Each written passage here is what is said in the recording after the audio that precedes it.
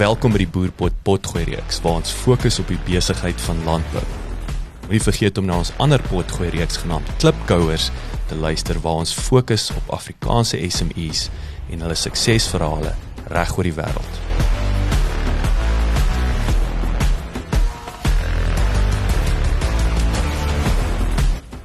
Farmers are often seen as stubborn and set in their ways. They mostly stick to what they know and steadily build on what they have. But Ian Cunningham, a fruit farmer from Grabouw, seems to be far from inflexible. Having sold their farm in KwaZulu-Natal, Midlands, more than 15 years ago due to distribution claims, Ian looked to invest in another farm, even if it was not the timber farming he had done before. From cutting down trees to trying to keep them alive, he jokes, referring to the apple and pear trees covering his farm. Having settled in Grabouw in 2010 and ingraining himself in the business in 2013, Ian expanded rapidly, tripling the size of the business since then. In this interview, the Young Farmer of the Year 2022 discusses how farmers need to be more focused on the financial and business aspects of the farm, the different software programs they use to help them farm more effectively, and the importance of leaving a legacy for the future generation.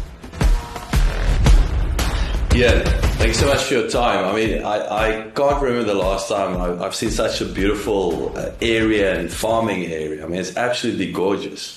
Morning, Jacques. Yeah, we're really blessed to live in a stunning part of the world.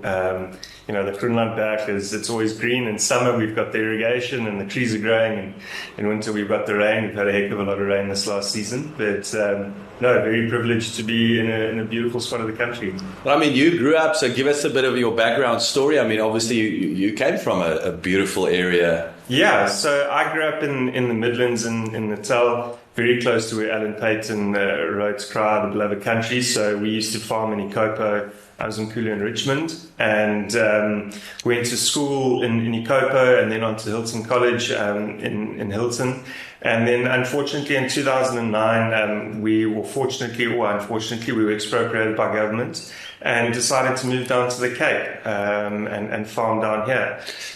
Tell us about it. So stand still with that expropriation. You know, what does it entail? Where does it start? You know, give us a snapshot of So the what experience. happened is obviously government had the sort of policy of land redistribution, and there were numerous land claims on one of our farms. Does it begin at Graves? Does it start with Graves? Yeah, so I think there was a time period that you could go back until, I think it was the 1850s until 1920, and I'm not too sure of the exact dates, but there was rights of ancestors.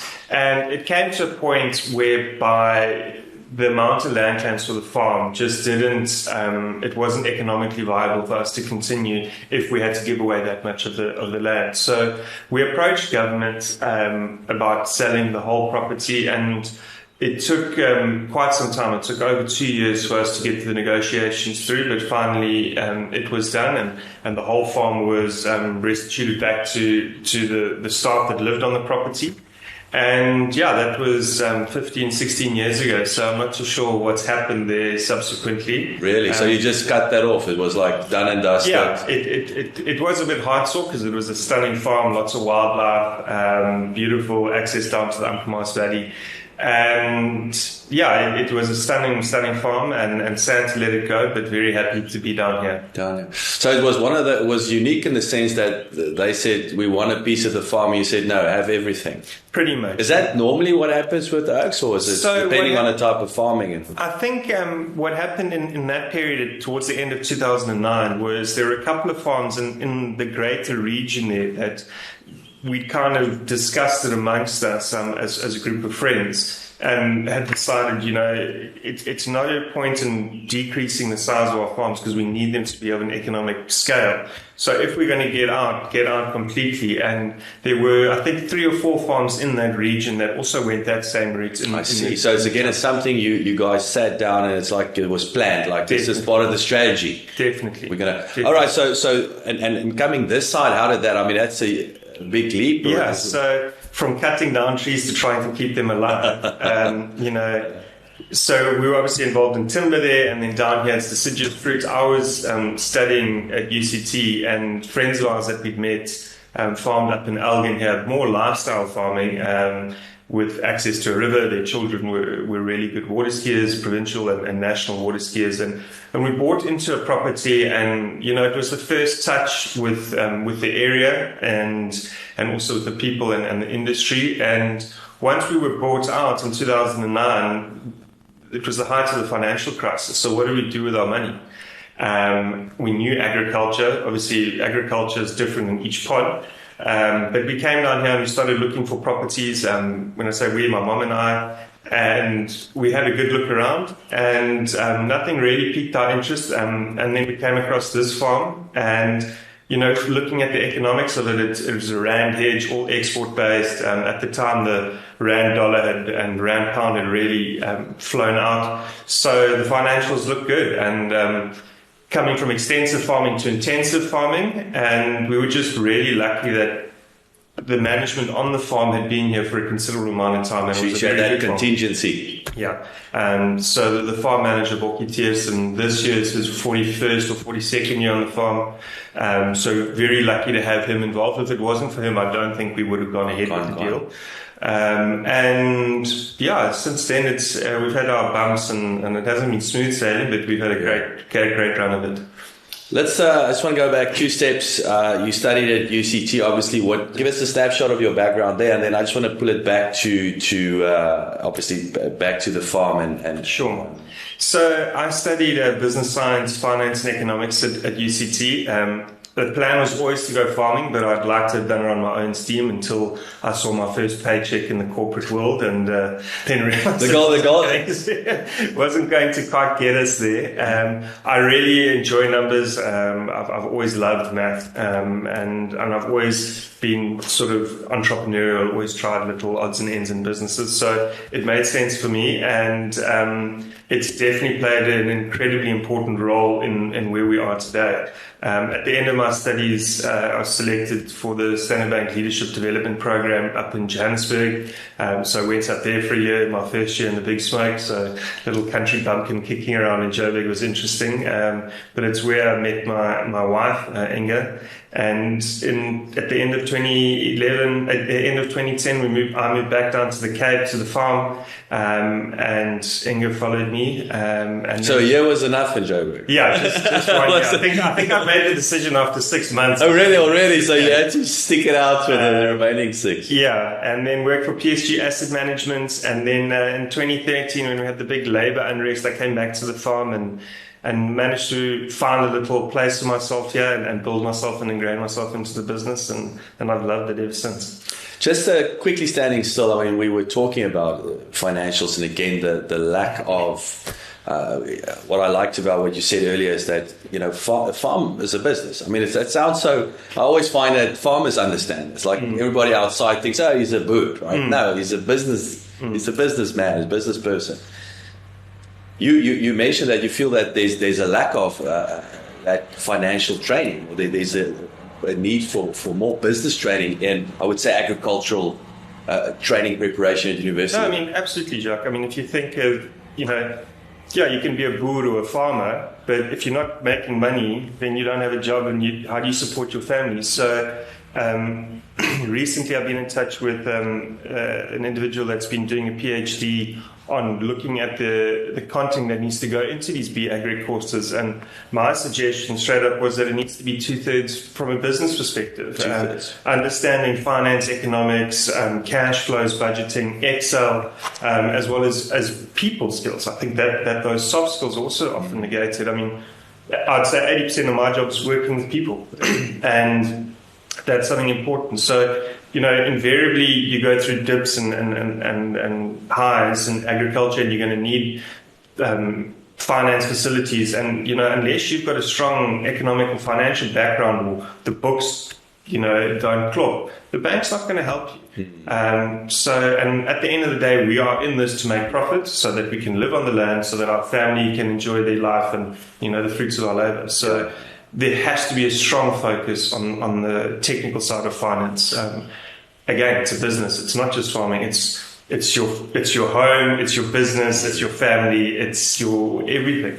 But what is your experience as far as, I find, I think, I'm not going to single out farmers, let's say business owners rely too much on what the accountant says. No, I agree, because that shows a lack of understanding. Because if your accountant, you could have the most brilliant financials, but it doesn't come through in cash flow. And then there's debt covenants and what have you. So it's imperative that you understand your full business picture in terms of finance, your cash flows, your management accounts, budgets, that type of thing. And if you don't, you're going to find yourself in trouble. Maybe not in a good year. We had a couple of years where we were cash flush. It wasn't an issue. But it's when you start getting in the downturns, if you are not sharp and on top of it, it can spiral really quickly. It's going to catch you out. So okay. So you came back 2013. So let's talk about the business. What type of farm is it? What do you farm with, and why? So Fine Farms, it's a 160 hectare farm in Grabouw, of which 120 is planted. If we break that down, 13 hectares is vineyard. At the moment, less than 4 hectares is pears, and then the balance is apples. It's the reason we've got the mix is obviously you can't plant all your lands to apples. Pears can tolerate a little more sort of iffy soil, waterlogged soils, and then grapes. I mean, hulle is onkruid. You can plant them anywhere. Oh, really? And it works well for us. I know a lot of people discount wine grapes, but Grabouw's got a great brand in terms of the quality of the grapes that we produce. And is it for export purposes? It's for wine grapes. I see. So Yeah, so we sell to 2 local sellers, and they produce the wine. I'm just a grape farmer. I make 2 barrels of wine for ourselves on the side, but I'm not interested in getting into wine branding and selling.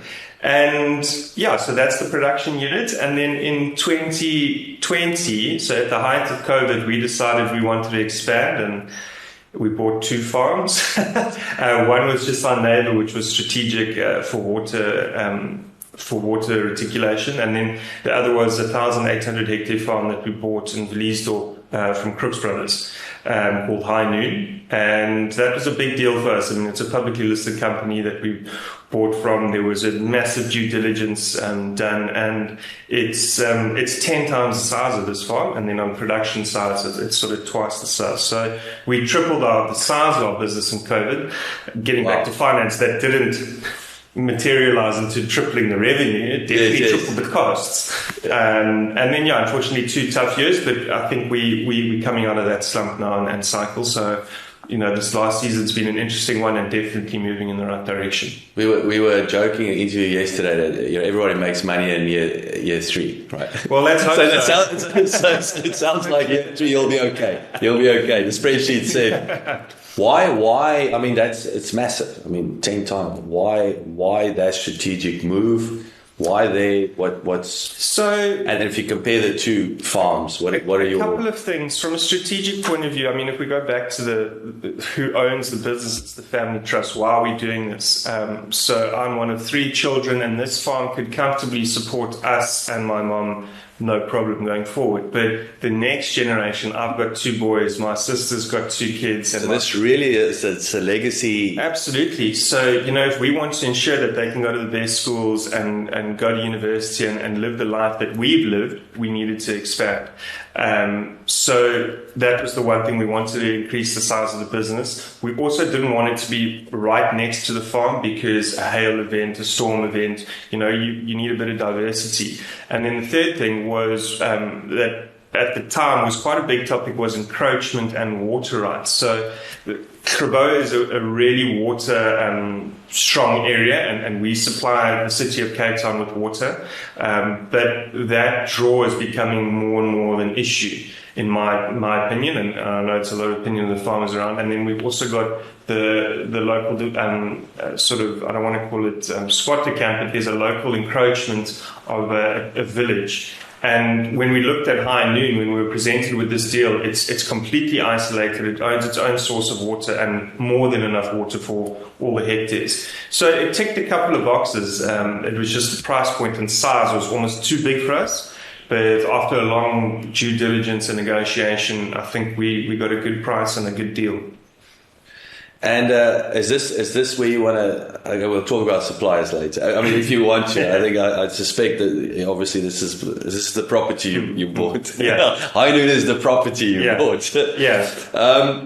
So this is fascinating. I mean, I don't want to stand still with legacy. I mean, is that something where's that awareness that this is important? I mean, and again, it doesn't go without saying. I mean, I know farmers that they don't think like that, or it's like the one brother has to go and work corporate, and Joburg's there's they can't afford to have both of them. So where does that mindset come from? I think it was.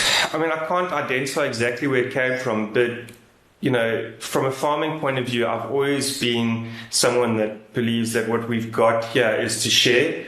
We always have friends over on weekends. I mean, everyone says farmers are big houses. There's reasons, because we want people to come and share. Yeah. So, I mean, there's not a weekend that goes by that we don't have people. And for me, it was that sharing model. And, the next thing is that the kids should all benefit. So I don't see myself as the managing director. I see myself as the custodian, trying to play the piano to make sure that the kids have all got instruments going forward. And to give them the quality of life that I had, because as much as we moved around through a lot of farming areas, farming is farming, and we just had a whale of a time living off the farms and going hunting or going fishing or just walking. It's just a place of security and beauty. So that's the way I see it, and I think a lot of farmers in our sort of generation are really looking at the legacy effect. Something that we've had a discussion with, or a point around is family constitutions, and a group of us have, started challenging each other and throwing ideas. Why are we getting bigger? Some people say, no, because I just want to be bigger. Well, that's not good enough for me. For me, it's, we want to get bigger so that we can do this, we can have economies of scale so that the kids can go to UCT or go to Harvard or whatever. And that's the discussions that our sort of age group, the 35 to 40 age group, are starting to have now, because we're all starting to have children, which is great. It's very, very interesting. So let's talk about, I just want to come back to the water comment. So again, is it that Cape Town, so let's give us a bit more background there. Is Cape Town drawing more water? Is that becoming an issue? What's happening? If you look at the semigration from Joburg down to the Cape, there's an incredible influx of people into the Cape, and that coupled with the drought years from 17 to 19/20, there was, I think day zero was sort of bandied around, and we facilitated, when I say we, the farmers, we own a water scheme here called the Groenland Water Users Association, and we've got a rather large dam that runs a reticulation scheme of 80 k's through all the farms. And we facilitated the transfer of 1 million cubes to the city of Cape Town to help them out. I mean, I remember back, I remember it was in the news, you guys came. So I see that. Obviously, we've had wonderful rains for these last 2 seasons, but, with this El Nino effect, are we going into another dry pattern? So there's definitely more pull on that water resource. There's more than enough there. And us as farmers are also becoming a lot more cognizant of not over-irrigating and being much more water-wise. So we, over the last couple of years, through the use of cover crops and sort of call it tech, have decreased our water usage by up to 20%. So there's definitely been a saving there.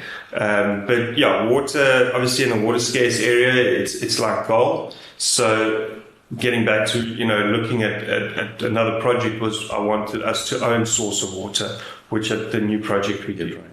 Is there and again, not to have a political conversation, we have enough of that. Is there a risk that government can just say, you must now give us water? Listen, sorry about your apples. You have to give us water. So there's nothing stopping them doing that. But what they do is they jeopardize a 7 billion rand industry here, and let's take the tax base of 30%. It's 2.1 billion. So, what are they going to do? So it's very easy for them to do it. It really is. Although, the technicality around it is government owns water, but in this area we own the tap. So, because the infrastructure is owned by the farmers. So, anyway, it would be an interesting debate. Short and curly debate. Yeah. So again, last question about the new farm. I mean, you mentioned that. I mean, it's you diversified. Obviously, it sounds like a successful move, but I mean, it's not always right. So you mentioned Harry Smith earlier. Yeah. I mean, and always people learn from mistakes. What happened there? I mean, tell us a bit more about. Don't go farming in the Free State. No. So yeah, we unfortunately, I think it was in 2002 or 2001, we bought a farm on the border on Harry Smith. That was a livestock farm, so I think we were running between. It's like Bathville area, was that? No, more like pretty much on Harry Smith. So like, just Van Rienen's Pass. Oh, so literally there. Yeah. And we're running Bonsmara and sheep, and just a really terrible drought. But also we've always been involved in timber, and now we went and kind of did something a bit different. I mean, we'd always had livestock, but that was never the primary source of the income. Again, is that true understanding and knowledge of the product, and also farming in an area that we didn't know anyone. We moved to Harry Smith, or not us physically, we still lived in Ladysmith, but the farm was there. We didn't have any sense of community. We didn't know who our neighbors call the beerman and just ask good food. And I think that's incredibly important when you are setting up shop in an area, is to have an understanding of the area, the people, the families, and even if it's just this area was through family friends. But through that, we've built up our community and network. You got someone you can call. Yeah, and I think it's so critical. With I always say the neighbor, right? Yeah, like speak to the beerman. Let's talk about technology. I mean, interesting. You said so. You've reduced water usage 20%. So what obviously tech critical. So what type of tech are you using? What's in place? What are the what does the future look like? I mean, there's been an absolute explosion in the sort of tech that's available to us farmers, and the one criticism I have is there's too much because you don't know what to choose. Really? And what happens is you can onboard all these technologies, but then you're going to be sitting behind your computer going through all the analysis. And one thing I was always taught is it's feet in orchards. So. Absolutely, there's a role for it. I mean, if I look at the technology that's available to us as apple farmers, the first guys to really bring something out, which was actually the Western Cape government bought the license for us, which was brilliant, I'll remember the name now, but it was basically a satellite service going over your farm every week, measuring moisture and deficit and evapotranspiration and biomass growth. Fruit look. And that Fruit Look, yeah. So it was developed in the Netherlands, and it definitely identified where we were over irrigating, under irrigating, and unfortunately the resolution is it's 25. Each pixel is 25 square meters, so it's quite a big area. But it definitely showed us where we had variations in our irrigation blocks. So that was the first. It's almost like a broad precision farming, at a smaller scale. So, and this was 7-8 years ago, and then obviously there's aerobotics that came in with drones, and absolutely, definitely a place for them in your business, in terms of looking at yield patterns, looking at vigor and growth throughout the block and variation, potential deficiencies in minerals. Then we've also got RimPro, which is a weather forecasting station that's also based out of Belgium that can predict our moth flights, our sort of fungicide spray efficacy that we need to cover. So there's a lot of these. Another one that's been brilliant that's it's a scan, an EMI scanner that we take over the soil when we develop a new block. It's called Revolute Systems, where it will identify different densities in soil types, and not soil types, but different densities in soils through its electrical conductivity. And that helps us develop, irrigation blocks, or let's have a look at that area. We need to do a soil sample there. It's completely different to the rest of the block. So there's a wide range of these tools. And unless you use them and try them, you're not going to know if it's fit for purpose. Got it. You need to it's that going through that learning curve too. But at the same time, you can be overcome by the amount of tech. So I wouldn't say try them all. Use one, try one. Forget your farm. Right? Yeah, at the exactly. end of the day, because you're busy Exactly. Otherwise, you're just computer. behind the laptop, and that's not what we should be doing. What out of those? I mean, it's interesting that Dutch technology, Belgium technology. So I take it that at that level, it's something that can be cut and pasted. Yeah. I mean, as an apple farmer. Yeah. So I mean, if you look at it, we in South Africa shouldn't be farming apples. We're not on the right plane. You know, generally we're not cold enough. So on the world map, if you look at where the apple regions are, they lie between the 38th and 42nd parallel, and that's New York State, Wenatchee, Kazakhstan, Northern Europe. We're on the 32nd parallel down here. We've got no business farming apples, but what is in our favor is our UV, and that's what we produce without doubt the sweetest tasting apple in the world. So not the prettiest. So it's Africa's sun. African sun kisses our apples and makes them lacquer. My goodness, that's fascinating. So I mean, in taste tests, the South African apples always shoot the lights out.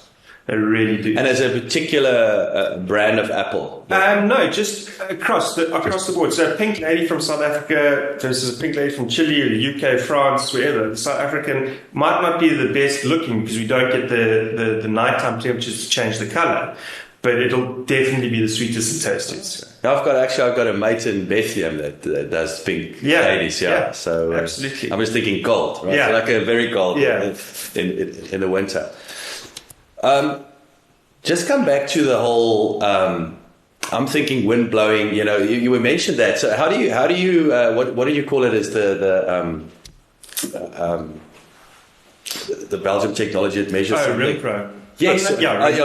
What is? So it's basically they set up a virtual station on our farm here and at high noon, and how it works, I don't know. I just know it works. And what we do is, you know, there's certain parameters that we put in, you know, green tip date, the biofix date. So it's different phenological stages of your tree. And through that, they use modeling with obviously as many weather sort of sources as they can. So, you know, we had a rain event now last night. And before the rain event, it was predicted, and it would also show me the disease we struggle with the most at this time of the year is something called fusy. We could see our fusy index and see how high it is. Do we need to come in and spray and cover it? Or is it enough that our spray the previous week has covered it, you know, with enough strength? Or do we need to spray today with something to cover for yesterday that has a slight, called a kickback effect? So you've got that. Then it also predicts the codling moth flight. So when the codling moth are mating, when they are laying eggs, when the larvae hatch. And this allows us, with our help with our crop protection experts, where we position certain products. So, you know, I'll chat to our advisor from IntelliGrow and say, Vian, listen, we've got the spikers here. When do we need to cover? You'll say, okay, these are the options we can have a look at. Okay, I think we need a kick-off tomorrow. And, you know, so the moths chow the... So I'd say our two biggest issues, or there are three real pains for farming in this area in terms of crop damage, and that is codling moth can have absolutely devastating. It's like a locust almost. Yeah. It's your locust. Yeah. So what happens is, and invariably, it stings the apple, plants the larvae in there, and you know then it eats the apple, and then it just breeds. And you're looking at this time of the year, and you're like, oh, I've got a great crop, what have you, and then later you see these lights come, and then obviously that population just extrapolates. So there's that fusy, and then there's another one. The Afrikaans terminology is a calanda, African snout beetle, which also makes damage. And you know, I've just had to kind of write off a block through fusy. There's 60% damage on it, and it's just these floods that we've had. We couldn't position enough sprays. So, you know, that's quite a knock. And it's incredible. That was one spray out of 13 that, you know. So it's really precise and farming. And if you get these calls wrong, and if you don't have, guys, a crop protection expert with you, you can get yourself into big trouble. So again, this technology allows you to be proactive, but you need to move. So that's the whole thing, is you've got to be proactive. If you're reactive, you're too late. Yeah, it's not. You're too late. If you start seeing moth, then you've missed the boat. I've got it. So the damage has already taken place. Then it's damage control. But the whole idea is that you've stopped it up front. So on that, so two questions. So number one, what has been the increase in productivity over the years? So again, and has there been, or is it just purely, well, I guess, is there increase? So as far as even reducing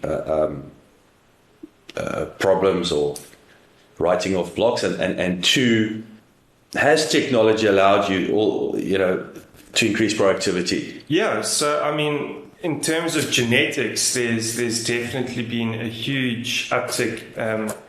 If I look at the yields we're getting on the rootstocks that were bred in the States by the Cornell University, the Cornell Geneva rootstocks, where we traditionally would only start putting a crop in our trees in year 4, maybe year 5, and getting break-even point in year 8, 9. We're putting a crop on sometimes year 2. The tree's growing so extensively, and year 3, year 4, you can be in full production. So that's been an absolute game changer, and they're definitely more tolerant to our soil pathogens and little focus in the ground. So that's been huge. Also the new varieties, big bucks, bingo, all mutations of I'll talk about galas now, because old Royal Gala is just a stripy gala, and maybe 60% of your tree has got that color. The rest, because of the supermarket specs, you throw the rest of the juice, whereas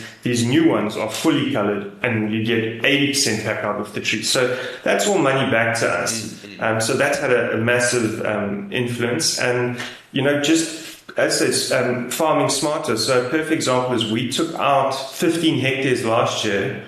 We produced more bins this year with 15 hectares less. Wow. And that's the new rootstocks and new sort of genetics kicking in, and us also just farming a bit smarter, putting more money and time into championship blocks. Anything that's marginal, get out. The production costs are too high at the moment to be trying to worry about eking out at 10 or 15 grand a hectare net. No, I mean, just each hard way. It was like 80-20 principle. Yeah. What I wanted to ask you is the whole, again, coming back to moths and the beetles and all the rest. The world is green crazy. I mean, as far as your fertilizers, all that. What does that look like? And the spraying and all, and the impact on export. Is it getting harder, trickier? What does that look like? So absolutely, I think what we're seeing is actually trade wars by foreign governments / supermarkets by limiting the amount of chemicals or what chemicals we can use, and that's protecting their own growers. So I do see that. I mean, you've seen it in the citrus industry. So we're seeing the same thing, and there is pressure on us to go greener, and I've got no problem with that. We definitely do farm greener. I wouldn't say we're definitely not organic, but we're definitely not full chemical. I kind of define it as biorational. We use predators and natural sort of products where we can, but there needs to be a harmony. It's pointless bringing in those predators. I'm speaking specifically something for mealybug. If the population of the mealybug is so high that the predators are just never going to catch up, so you've got to suppress that population to a point that you can bring in the natural predators, and then hopefully you've brought that population down. That next year you can start off with a low base, and maybe you can use a little bit less chemical. So it's using the chemical to get it into a manageable size, to bring in the predators, and then now. And the thing is, if I look at the bird life in this valley, I mean, literally the jackal buzzards and forest buzzards follow the spray carts because they're looking for the rodents that move. And we've got otters on the farm. If this was a compromised ecosystem, it wouldn't have be. Yeah, I see. And the raptor life here is next level. So I don't buy this that the chemicals are harming the consumer one bit. And the whole, because if the otter is okay and the bird's okay, then I think we'll be okay. The whole Roundup debate, again, if we're spraying it on the tree, it'll kill the tree, but we're not spraying it on the tree and the tree's fine. So, what's this whole debate about? So I think obviously there's a paranoia around it, and it's driven by a couple of extremists. Yes. Obviously we need to go greener, 100%, but there needs to be a balance. Yes. There needs to be a balance. Our climate doesn't allow for us to farm commercially organic apples. Yes. And it's not a switch you flip. No. So it doesn't mean you can't get there. And I think that's the problem in the world now, is that overnight it needs to, and that's not good business. That is a good business. Suppliers. I mean, obviously, I think we've touched on these tech suppliers and so on. So, what again? Suppliers, strategic partnerships. Who's very important in your? I mean, your obviously, business if I look at our business, our biggest costs are obviously labor, spray materials, and then fertilizer, and fuel. And we partner with Intelligra and a couple of other companies, service providers, and get their advice. We can't just order the product and spray it. We need a recommendation. So you need to have that advice component. So that's important. The same applies with the fertilizer. I think they're critically important to our business. And like one thing that kind of drives me mad is, on the BE scorecard, these guys get a massive rating, but these are companies that don't have massive BE holdings. Intelligra, if you can show me fuel companies that have got a good BE rating, then I'll go. But there aren't any, and that's 50% of your scorecard is suppliers. Really, 50%, and then your social spend, I think, is less than 10%. So there's a massive unequal weighting, and it's unfair on them as well. Because they know, a lot of these companies, especially if they tech, it's not a labor-intensive business, right? Yeah. So it's more brain-driven. And again, is that something? How do you negate that? Do you sit down with local government representatives, or is that not a conversation you can have? It's not even a conversation you can have, because I am yet to find call it fertilizer or spray material company that is shooting the lights out with its BE score, and until that happens, I'm not going to, and I'm also not going to compromise myself for an inferior product just to tick a box. Yeah. Is that, from I guess a message to suppliers out there? That is a serious strategic advantage if they can do it responsibly. It's correct. Not like say compromise, but that's something that needs to be worked on, or an opportunity in it. Yeah. As I say, if I look at fuel, you've got Shell, Engine, call it BP, and Caltex. Which of those are? Now I've got to go find another supplier. Well, no, it doesn't make sense. Absolutely.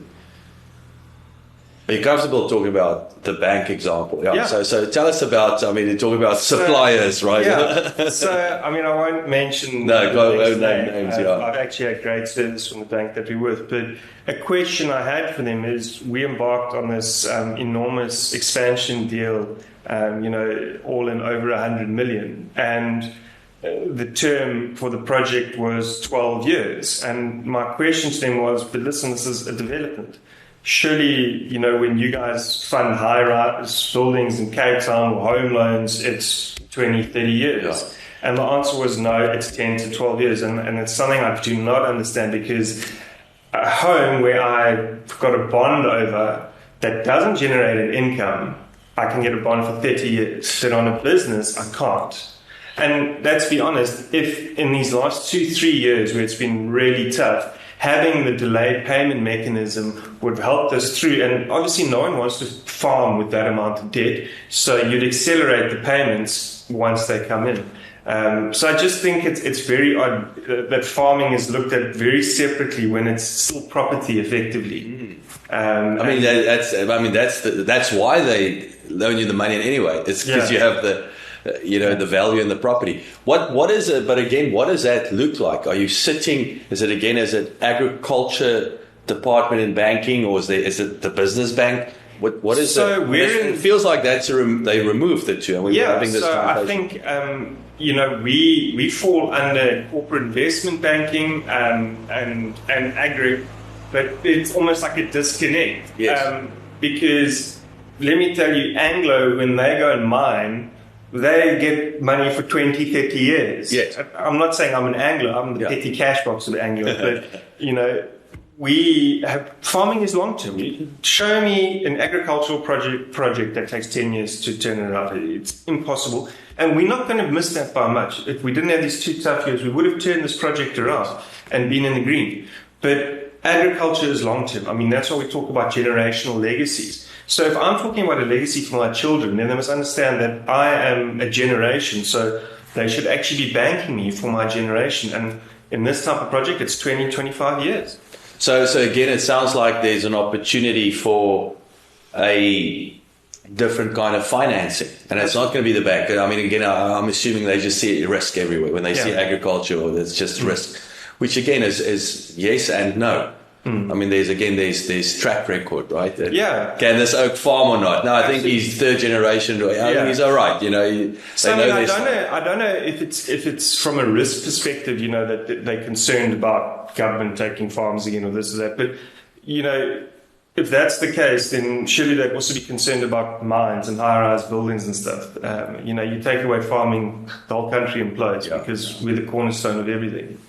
So, I don't understand it. I mean, even split the finance model. There is the land and then there's the overdraft. And if it means that we've got to go someone else for the 20-year finance for the land and they get the overdraft, so be it. But there needs to be a change because these horrific sort of figures that you have to spend will pay back every month. Yes. I mean, that actually is a recipe for disaster, putting a business under unnecessary cash flow pressure. Very, very, very interesting. 3 lessons. Well, it can be 4 or 5. So if you look back now, you know, life and business, you know, if you've got your light here, you know, your grandchildren, you know, what would you say is very important to look at or keep in mind? Don't compromise on quality. I planted inferior trees once and they didn't perform like I wanted to. Did you know they were inferior, or were they cheap? It's a bit of both. It's what we were used to, and we kind of. It's also you're a market, you're a taker. You have to take what you get given. And anyway, we planted these trees, and for 5 years we struggled, and eventually I said rip them out. Then what we did, so the orchard never got into production. Then about a year later, I got trees and they were inferior and I pulled them out immediately. And I said, listen guys, I'm not paying for those trees, I want new ones, replace them, do it properly. No, we can't do it next year following it. I said, I'll wait. I'm not going to... And again, this last year, there were trees that weren't big enough in my books. I cancelled. I'd rather wait. So bide your time, make sure you make the right one. If you're going to do something, do it properly. So that's the biggest lesson I've learned from this because, you know, you're spending almost 700,000 rand to establish a hectare. Don't compromise it on the tree quality because that tree's going to be here for 20, 30 years. Make sure it's the right strain, make sure it's the right rootstock, planting densities, all that. So I'd say don't compromise. That's something, and if you're going to do something, do it properly. Don't do it half-assed. You know, I'm a big believer in doing things right first time. Rolls Royce, do everything the best. And I think the lesson, sorry to interrupt you, I love your legacy. Again, thinking of the family, your grandchildren, the bigger picture. And again, accountability, being surrounded with like-minded neighbors and farmers and friends that think like that. Yeah. And I think also just, you know, be yourself, but don't be scared to learn from others. I think, you know, the most remarkable story that we're all aware of is a guy like Siya Kolisi. You know, was he picked on merit? Was he picked because he's black? Is he the best player? But let me tell you, he is certainly the best leader because he allows others to lead with him. And I think that is the biggest thing that I learned with leadership is if you are strong enough in yourself and someone's better than you, don't take their advice. Don't try and domineer them. And that means you're comfortable in yourself. So if someone's better than you in something, call them and use them. So be humble in that regard. But also be strong in your beliefs and your convictions. But don't be someone that wants to dominate everything. It's fantastic advice. It reminds me, I recently had an interview with I'm not going to like I say Fane Bragg. He's one of our legends in movie industry, and he was talking about a movie set. It's actually it's not the first time I've heard this, where they say in a movie set, even the the T-boy, if they have an idea, you grab it. So it becomes this literally this idea incubator. Yeah. That is not about the director, the actors. It's everybody on set, 200-300 people, and someone can come with an idea. It's like that's lekker. Let's give it a go. Yeah. The one thing I wanted to quickly, last question: how do you learn? I mean, where do you go? And as far as Google your friend? Is it YouTube? What are your go-to mediums to develop for self-development? I'm lucky that I am a bookworm. I really enjoy reading and I absorb a lot of content. So I've got a very sort of active mind. So, in terms of agriculture, I read a lot of, I won't say publications, but like select. So, in the States, they've got the Good Fruit Grower and Landbou and Farmers Weekly here and try and read up on things. And then often, just Googling stuff and go, how do I do this? And the most important thing that we've got in our industry is this little phone, because I'm out in the field and go, okay, I don't understand why this is doing this, Google it, sort it out, and it's an incredible learning mechanism. So again, there are courses, we were talking about finance earlier, I'd say take training in that, but in terms of in the field, there's nothing better than learning in the field. I mean, the green skills, and let's not forget about the soft skills, we work with people, and that's the biggest thing you can do is by empowering your people by just being respectful and giving them dignity. It gives you an absolute advantage that I've seen. Just that the guys, my door's an open policy, they can come talk to me if they've got marital issues or this or that. Those soft touches make that your staff will buy into the bigger picture and go that extra mile for you. Listen, guys, there's rain coming. Can we work a little bit later? Yeah, no problem. It's more a question, but the answer is going to come back positive. Yes. So, that's what I'd say. Ian, thank you. Fascinating stuff. Pleasure. And I wish you the very best. I hope that you're 36 months later, positive cash flow, so we'll keep our fingers crossed. Yeah, and but thanks a lot. Thanks, Jacques. Dankie dat jy geluister het. Besoek asseblief ons webwerf by www.klipkouers.com. Teken sommer in sodat ons jou op hoogte kan hou. Baie belangrik, gaan luister na ons ander potgooi reeks en episodes op Spotify, Apple Podcasts of YouTube. Baie belangrik, as jy hou van wat jy hoor, los asseblief 'n resensie sodat ander lekker mense soos jy van ons episodes te hore kan kom. En kom volg ons op sosiale media. Soek net vir Klipkouers op Facebook, Instagram, Twitter, TikTok en natuurlik LinkedIn.